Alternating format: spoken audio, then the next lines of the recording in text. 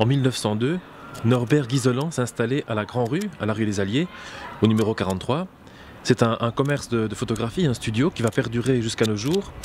À cette époque, Norbert va entreprendre de photographier, à titre commercial, les habitants de Frameries qui veulent garder un souvenir d'une festivité, d'un exploit sportif, ou simplement une image d'un enfant, d'un animal de compagnie, etc. Et c'est comme ça que s'est constituée une grande collection de photos uniques en leur genre, et qui d'ailleurs ont été exposées à de nombreuses reprises, à de nombreux endroits. Cette collection se constitue de plusieurs milliers de plaques, puisque évidemment avant la pellicule, les photographes utilisaient des plaques en verre, et ces plaques sont toujours restées dans le grenier de la maison Guiselant, du studio Guiselant. Plusieurs tonnes de verre donc, sur lesquelles est imprimées ces images des ancêtres framerisois. Et puis voilà, le temps passant, Marc Guiselant, le petit-fils de Norbert, que vous connaissez sans doute pour avoir un jour ou l'autre été faire des photos ou autre chose dans sa boutique, a exploité ces images, les a révélées finalement au monde, les a montrées. Elles ont plu, elles ont été exposées par exemple à la Biennale de Venise dernièrement. Il y a eu des ouvrages qui sont sortis sur ces images, elles sont tellement uniques.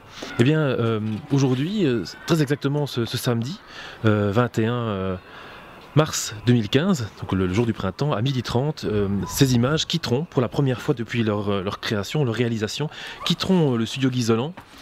Voilà Marc Guiselant, bonjour. Bonjour. Alors les plaques de Norbert et les fameuses plaques photographiques quittent Frameries, ça n'est pas arrivé depuis qu'elles ont été faites. Alors peux-tu nous donner ton sentiment par rapport à ça? Il y a quand même eu une première, c'est qu'en 1946, quand mon père est rentré de la guerre, où il avait été prisonnier 5 ans, il a décidé, plus tard, quand même quelques années plus tard, de liquider les 45 000 premières plaques pour faire de la place dans le grenier. Mais disons que les 45 000 plaques restantes, jusqu'au numéro 90 000 à peu près, elles vont être non pas liquidées, mais entreposées dans de bonnes conditions muséales, grâce à l'aide des dirigeants du Mondaneum, et je les remercie grandement. Je suis très heureux de cette décision et de cette acceptation du Mondaneum, sinon que je regrette quand même, c'est une page qui se tourne pour Frameries.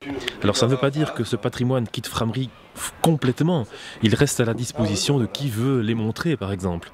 Mais bien entendu c'est quand même une espèce de cataclysme patrimonial quand on a comme ça un patrimoine aussi unique en son genre qui du jour au lendemain, après plus d'une centaine d'années, qui quitte le territoire.